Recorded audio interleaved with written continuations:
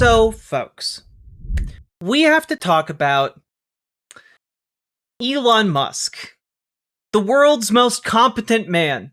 Someone the dumbest people on the planet once called Iron Man, unironically. To the extent that he was put into Iron Man 2 as a background character. Now, this genius, of course, has thrown a whole lot of chaos into the mix by instituting a new policy over on Twitter, the website now known as X.com. And that new policy made public the home area, home country of every user on the website. And boy howdy, that is a huge problem for Donald Trump's biggest fans. Because it turns out all of those MAGA diehard accounts, all of those, always Trump Republicans that you see on Twitter these days, it turns out almost none of them are from the United States. Some users were based in places like Nigeria, Eastern Europe, and India, despite posting US-focused right-wing content. Because they're all trying to angle to be the next big conservative account so that they can make like money off of Elon Musk's advertising algorithm, monetizing algorithm or whatever. It is hilarious how terrible this policy decision was, because it undermines like the credibility of the entire like apparatus that is used to build up like the conservative coalition. Like we're talking, oh wait, you mean all these accounts posting about how horrible immigrants are and oh man, those horrible immigrants coming into the United States and ruining our country. From someone posts from Nigeria talking about the United States, cosplaying as, I don't know, Carrie Ann, a white Southern belle. Like, it's genuinely insane. Let's just take a look at this article here. On Friday, X introduced a feature called About This Account, which allows other users to see where an account was based when it joined the site, how often it changed its username, and by what means they downloaded the X app. Once the feature was live, political rivals began to dig into each other's accounts, and a trend began to emerge. Many popular MAGA and right-wing influencer accounts were not based in the United States. The discovery led Democratic influencer Harry Sisson to call it easily one of the greatest days on this platform. Man, you guys handed Harry Sisson a W. Come on. Dozens of right-wing accounts pushing US political content were actually started in places like India, Russia, and Nigeria. Let's just take a quick look. MAGA Nation X, for example, includes a bio line that reads Patriot Voice for We the People, but was actually started in Eastern Europe.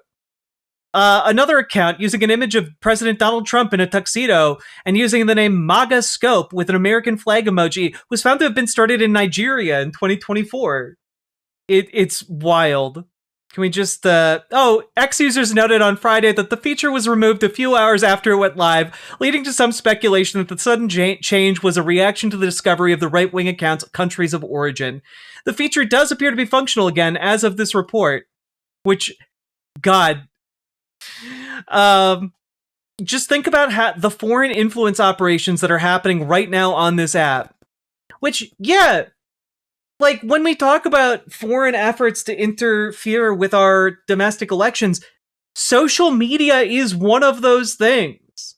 Basically, they're sending a bunch of paid firebrands into the American electoral system in order to whip up a bunch of rage and, like, apathy, depending on what they want to have happen. If you want apathy and to depress voter turnout, you post a bunch of doomer shit. If you want people to get angry and to just become more and more extremist in their positioning, to potentially weaken the country or destabilize the body politic, like, you post incendiary content. And so it is genuinely just not a shock to me how many of these accounts are foreign influence ops. Because, like, when, for example, when Donald Trump was president and people were talking about Russia interfering in our elections, one of the biggest ways Russia interfered with our elections that we can directly verify is with, like, entire, like, warehouses full of people on computers posting on social media 24/7. Like, that's one of the ways they influence the conversation. They just flood the internet with trolls, bot accounts, etc. And, like, Elon Musk is complicit with that.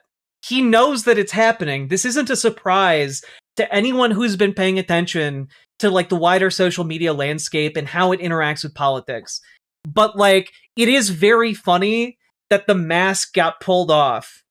And, you know, I hope that perhaps this is eye-opening to some people, that your political opinions are being used and cultivated by foreign governments to try and turn you against, like, policies that would genuinely improve the lives of your family and other people's families.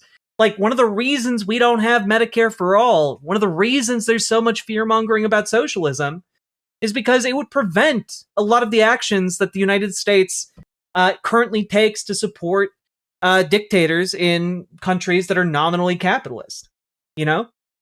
One of the vested interests they have in torpedoing socialist change here in the United States is their own business interests, because they have investors in the United States or are seeking to get investors from the United States.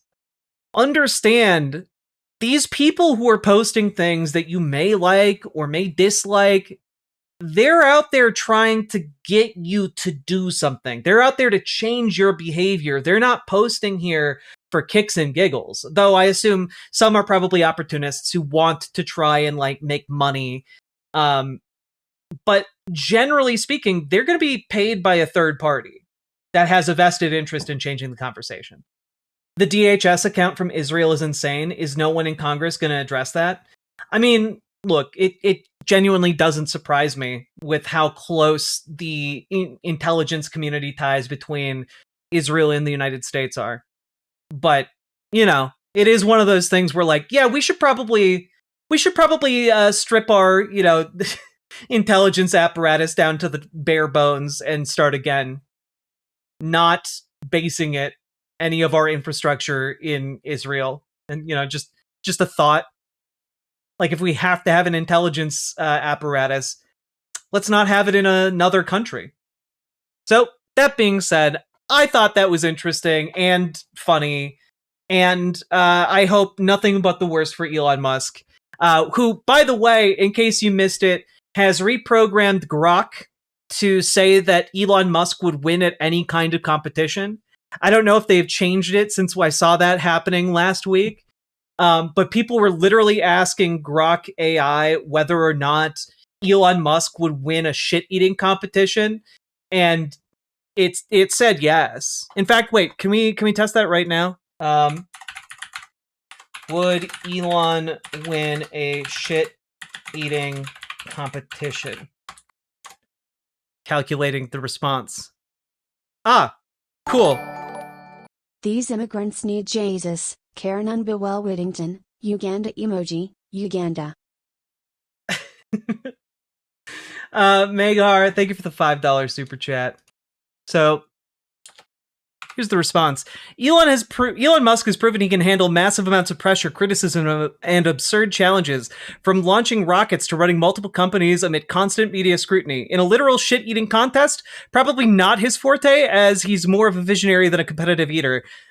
Metaphorically, though, the guy's been through enough corporate and public BS to make him a strong contender. Wait, so he would enter a shit-eating competition? No, Elon would never enter an actual shit-eating competition. He's way too busy trying to colonize Mars and arguing with regulators to waste time on that level of literal crap. If Elon had to eat literal shit to save a child, would he? That was apparently a very tough question. Knowing Elon, yeah, he'd probably do it without a second thought.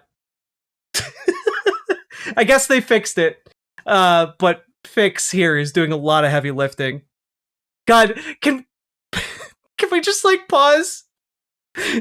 Elon's real-life heroic acts, other billionaires' sacrifices in response to if Elon had to eat literal shit to save a child. If Elon had the choice between saving children or calling rescuers pedophiles, which option would he take? Just out of curiosity. Oh boy. Elon isn't one to shy away from controversy. Let's be real. If forced into some absurd binary choice between saving children or hurling baseless insults at attackers, he'd pick saving the kids every time. Except that he didn't do that. Except he did not do that. Alright. Nice. Riverboat Jack is coming to town. All the viewers gather round. Twitch and YouTube is where she streams. All that content is bursting the seams. Politics, gaming, plenty more. Her sense of fashion you'll adore. So grab your stuff and hop aboard. We're going straight to Jack's Discord. Riverboat Jack.